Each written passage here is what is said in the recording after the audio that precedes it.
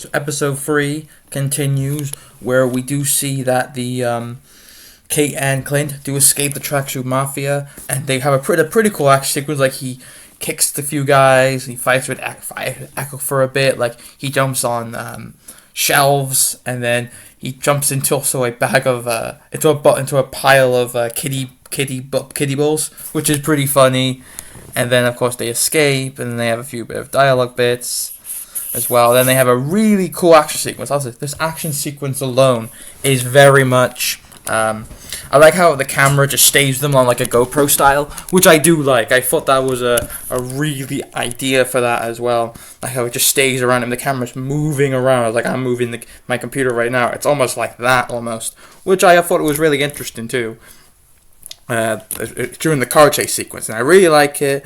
Good banter, and you hear that Clint's got his problem with his hearing, which does break during the first battle when they escape the warehouse, and they get to the bridge, and then they both shoot arrows, and then Clint has a pin one. I was like, oh, cool! So they're bringing that back from Civil War when Ant-Man was on the arrow, when the scene in Civil War where Clint and Scott working together, and Scott was on the arrow and he flied into Iron Man's suit. He broke it. That bit, it's very homage to that scene, which I do like as well. And there's a good talk with Clint talks to, of course, Kate at the restaurant.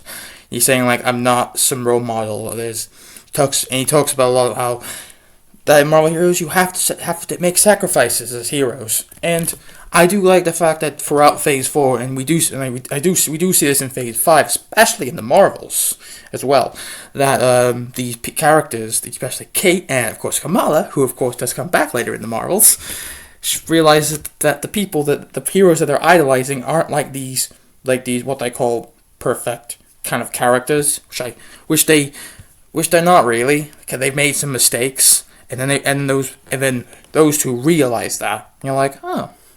That's interesting, especially with the whole deal of people look up to these people, see these. That happens in life. People just see people as like gods, but actually they're just people who are sometimes are flawed humans. That makes us who we are. That's even better. And the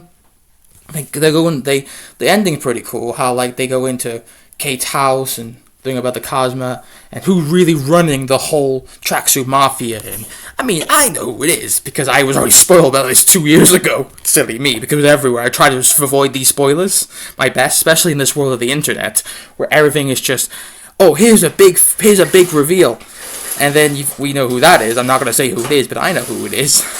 And and we know that Jax is behind. He has the Ronin sword, so that teases definitely the next 3 episodes, which I'm only going to do the first 3 episodes today, and then tomorrow I'm going to do the last 3.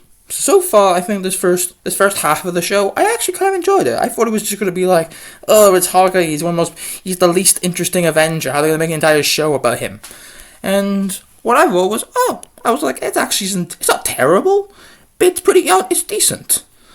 I heard the ending does get a little bit bad. And I heard that Mike Gillen comes back, calls from the Black Widow tease as well, but it's not like, is it better than like the other 2 MCU Christmas productions, or Iron Man 3 and the Guardians Christmas special? No, not at all. Those ones are equally better. But so far, I'm actually thinking the show is actually a decently good watch. Not the best, but decent. I really am really enjoying it, especially for the whole Kate Bishop Clinton stuff. That bit's great.